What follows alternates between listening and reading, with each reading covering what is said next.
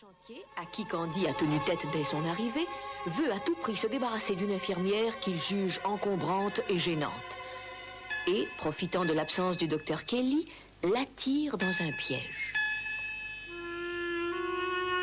Et bientôt, dans la nuit, va surgir le fugitif.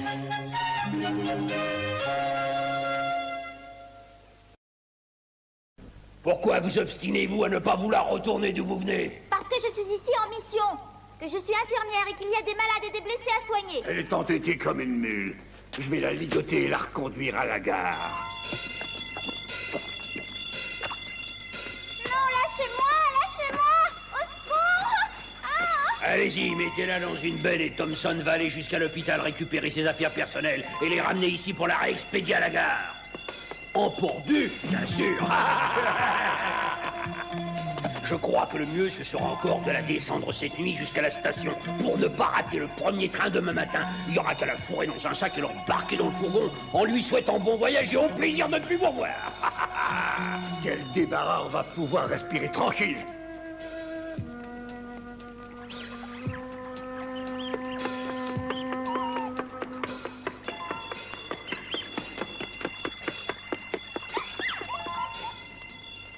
Ça va leur redonner du cœur à l'ouvrage à ces paresseux. Et fini les petits séjours à la fermerie pour une malheureuse égratignure.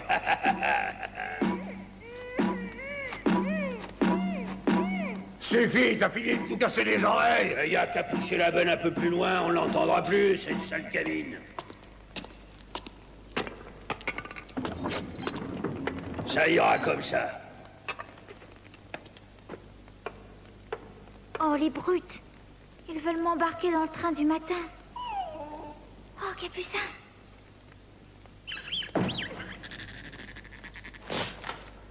Capucin, c'est toi. Enfin, je ne serai pas seule. Allez à la nôtre, les amis.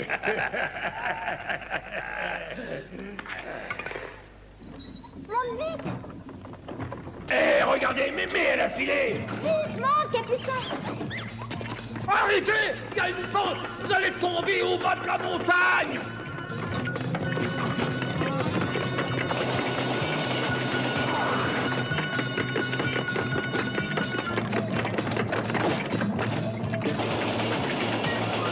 Sautez en marche pendant qu'il est temps, vous allez vous tuer!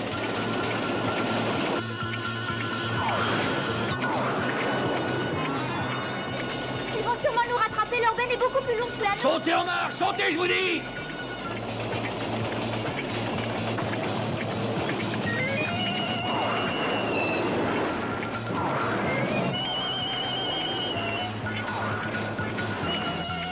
Un aiguillage!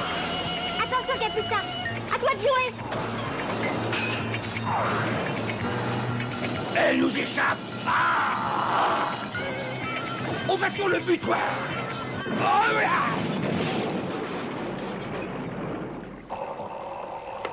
McKinley! Rattrape-la! Oh, mon Dieu!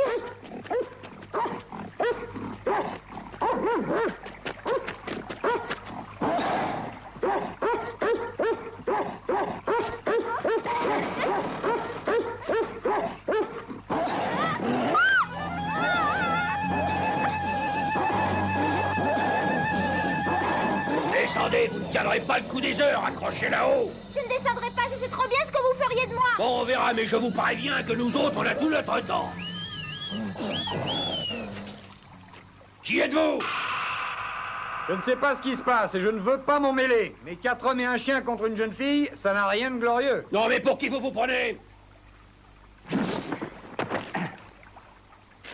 Je vous ai demandé qui vous êtes et j'aimerais bien savoir aussi ce que vous venez faire ici. Je viens chercher du travail. Quoi, vous cherchez du travail? Eh bien, sachez, mon jeune ami, que le travail ici, c'est moi qui le distribue. Parce que je suis le patron et que j'engage qui me plaît, quand ça me plaît, et pas quand on me le demande, c'est compris? Ouais. Pourtant, j'avais entendu dire qu'on manquait de main-d'œuvre sur votre chantier. Dites, monsieur Nelson, depuis le temps que la direction générale de la compagnie nous reproche de ne pas aller assez vite, on pourrait peut-être le prendre. Oui, tu as raison, mais on va quand même le surveiller de près. Bon, d'accord, je vous engage. Vous m'avez sauvé, monsieur, je vous remercie. Ah, je vous en prie. Vous n'avez pas de mal? Non, comme vous voyez, ça ne s'est pas trop mal terminé. Oh! Vous êtes blessé, monsieur. Votre main est bandée et elle saigne. Mais c'est une simple écorchure. Ça n'est pas grave. Mais ne croyez pas ça, il faut soigner les blessures légères ou graves. Il y a du tétanos par ici, suivez-moi.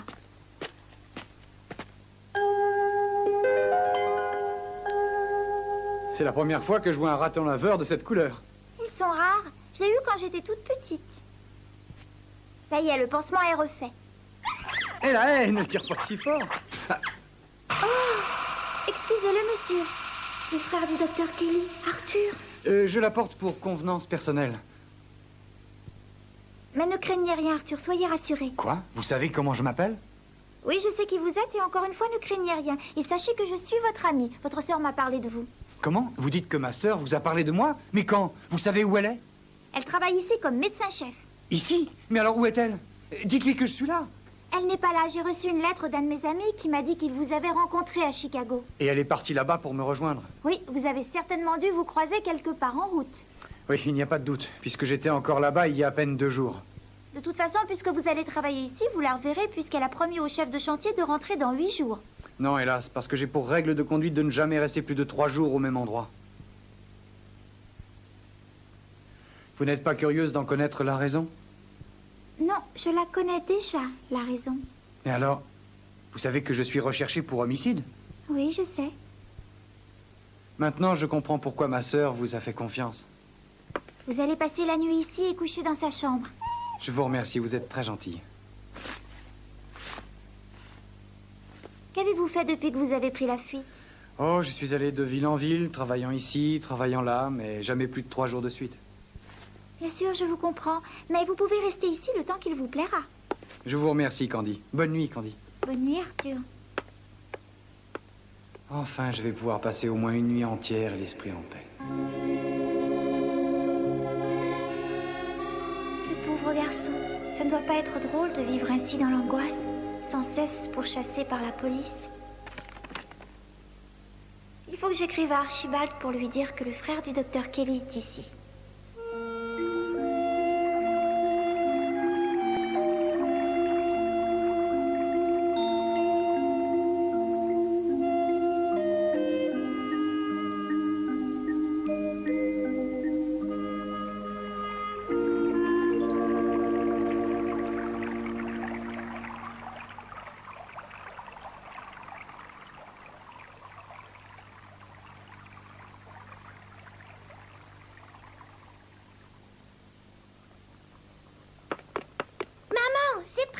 Bon, prends la poêle et réveille-moi cette bande de paresseux.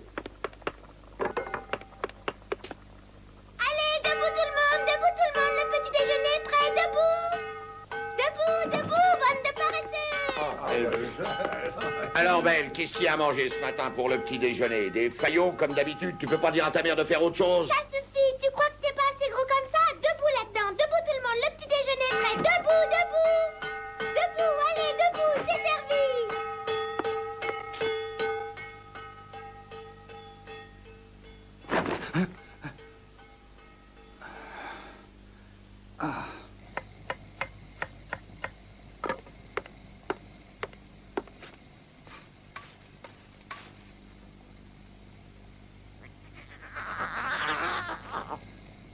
Te voilà enfin réveillé, Capucin. Va vite faire ta toilette.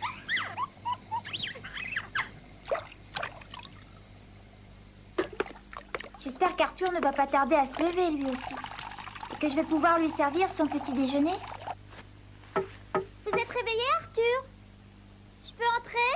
Et bien sûr, Candy, entrez. J'espère que vous n'avez pas passé une trop mauvaise nuit. Pas du tout, Candy, au contraire. Et que vous n'avez pas fait non plus de mauvais rêves. Ah, il y a bien longtemps que je n'avais pas aussi bien dormi. Le lit était excellent, je me sens en excellente forme, prêt à affronter le monde entier. Eh bien, tant mieux. Et comme vous allez probablement travailler dur tel que je connais Monsieur Nelson, je vous ai préparé un petit déjeuner copieux. Merci, Candy.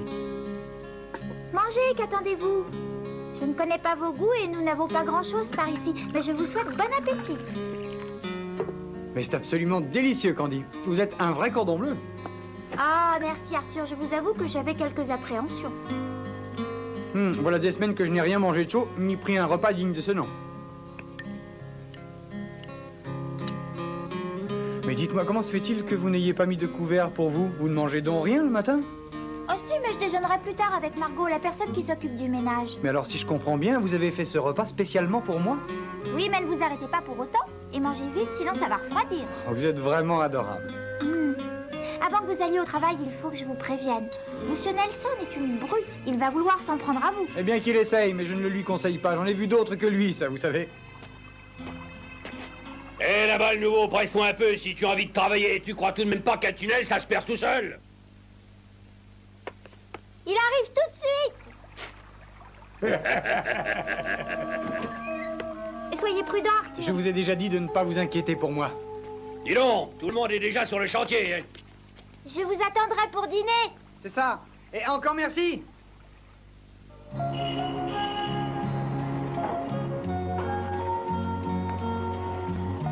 Archibald, votre concours m'aura été très précieux. Mais je vous en prie, docteur. Et si je retrouve entre-temps la trace de votre frère, j'enverrai aussitôt une lettre à Candy. Je vous en remercie à l'avance. Cocher, à la gare centrale, s'il vous plaît. Et n'oubliez surtout pas de lui faire nos amitiés. Je n'y manquerai pas. Au revoir.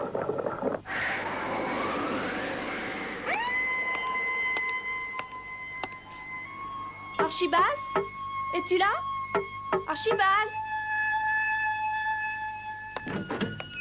Personne. Où peut-il bien être?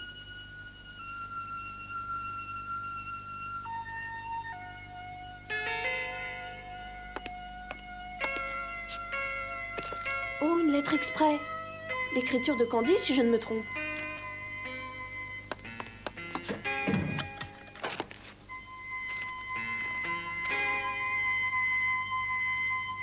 Arthur passera te voir. Arthur, qui ça peut-il bien être?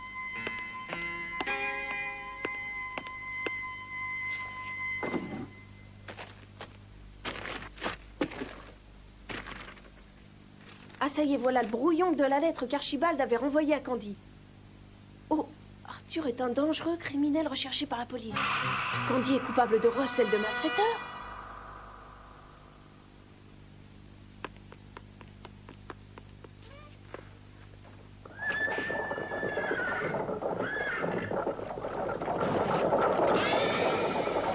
Tiens, Elisa, elle a l'air bien pressée. Où va-t-elle comme ça? Et quand on saura que Candy cache un criminel, elle sera accusée de complicité. Et adieu sa carrière d'infirmière.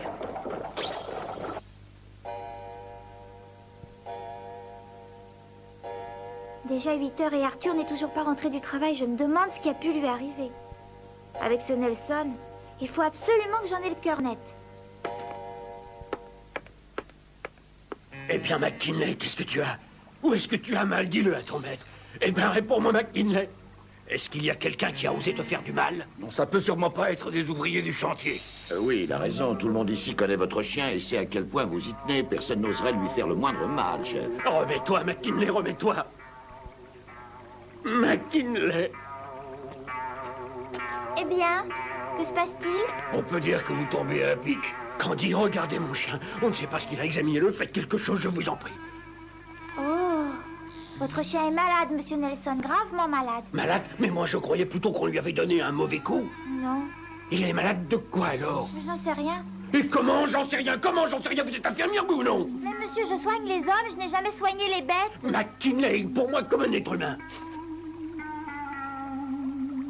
Mon frère voulait devenir vétérinaire et travailler à mi-temps pour payer ses études. J'ai une idée, monsieur Nelson. Je connais quelqu'un qui pourra trouver ce qu'il a et le soigner. Ce quelqu'un, qui est-ce et où est-il? Arthur, le nouveau. Le nouveau, ce bon à rien? Ce n'est pas un bon à rien, il a fait des études de vétérinaire. Il va pas trop falloir compter sur lui. On l'a tellement fait travailler qu'il doit être mort de fatigue. Quoi? Il faut le ramener et le remettre sur pied. Il doit quand même lui rester assez de force pour examiner un chien. Bien, monsieur.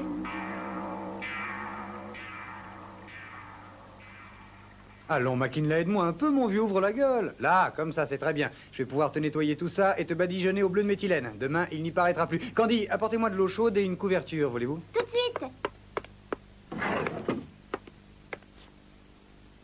Il a l'air si doux. Comment a-t-il pu se laisser emporter comme il l'a fait et devenir un criminel?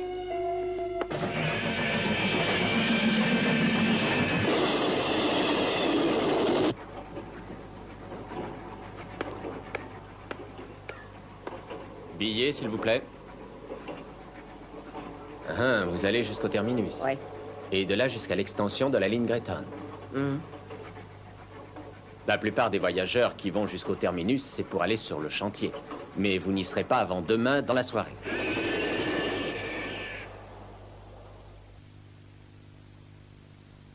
Eh bien, mon brave McKinley, on reprend doucement goût à la vie, hein?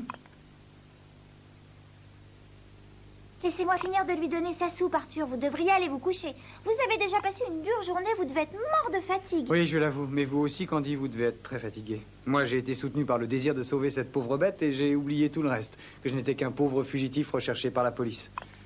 De donner des soins à ce chien, ça m'a rappelé à la fois un passé si proche et si lointain. Oui, je comprends. Voilà votre souper, monsieur Arthur. Et le vôtre aussi, Candy. Vous devez mourir de faim. Merci, Margot. Oh là là, mais quel souper de fête! Il faut remercier monsieur Nelson. Vous avez dit monsieur Nelson? Ah, monsieur Nelson, gamine, c'est de la part de McKinley avec ses compliments. Eh bien, Arthur, si nous passions à table. J'arrive.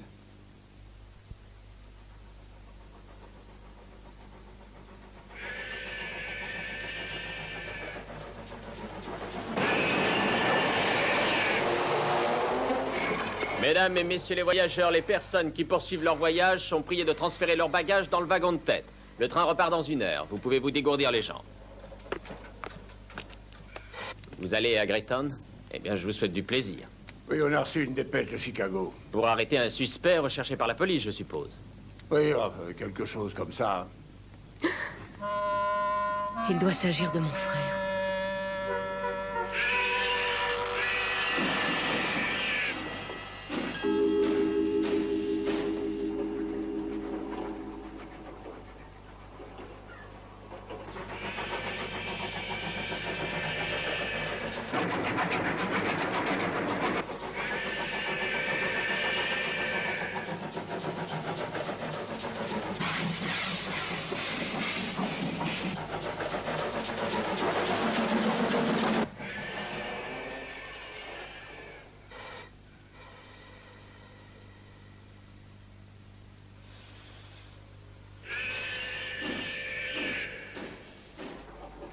Et curieux, shérif, personne dans ce train en dehors de vous et de moi. Eh, c'est pas encore aujourd'hui que la compagnie va faire des bénéfices, hein? Alors, mon garçon, nous sommes 3. Excusez-moi, vous n'iriez pas par hasard jusqu'au chantier de Greytown? Oui, en effet, j'y vais. Est-ce que vous y avez déjà travaillé? Pendant quelque temps, oui. Alors, vous avez peut-être connu une certaine Candy qui est infirmière à l'hôpital volant. Une infirmière? Oui, la police de Chicago nous a avisé qu'elle se rendait coupable de recel de malfaiteurs. Eh, Oui? Excusez-moi. Oh mon Dieu, ça veut dire qu'Arthur se cache là-bas.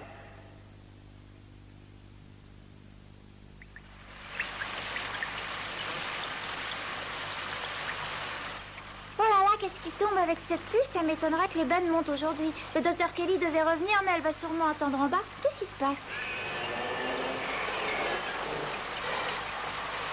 Quel temps, c'est le déluge! Oui, pas question de monter au chantier aujourd'hui. est-ce qu'il y a au moins un hôtel dans le coin? Non, shérif, ni hôtel, ni maison, ni même une simple cabane pour s'y abriter. Désolé, mais nous allons devoir passer la nuit dans le wagon. Ah, quel fichu pays. Tenez, shérif, ça va vous réchauffer et vous aider à passer le temps. Tiens, où est passée l'autre personne? Le wagon est vide. Mais oui, c'est étrange. Elle m'a dit qu'elle allait aux toilettes et elle n'est pas réapparue. Elle m'a semblé un peu bizarre, cette femme. Elle avait l'air de quelqu'un qui voulait nous éviter. Faut aller voir ce qui se passe. Oui, je vous suis. Soyez prudents, on ne sait jamais.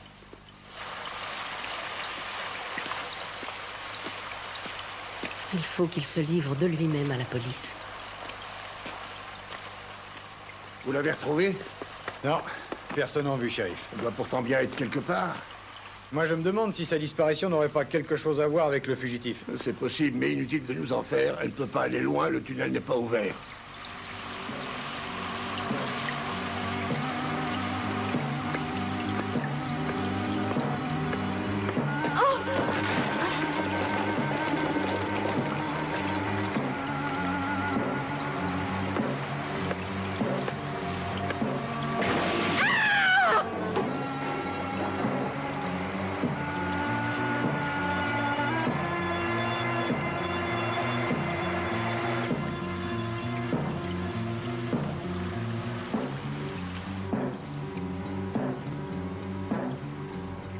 commence déjà à pleuvoir un peu moins.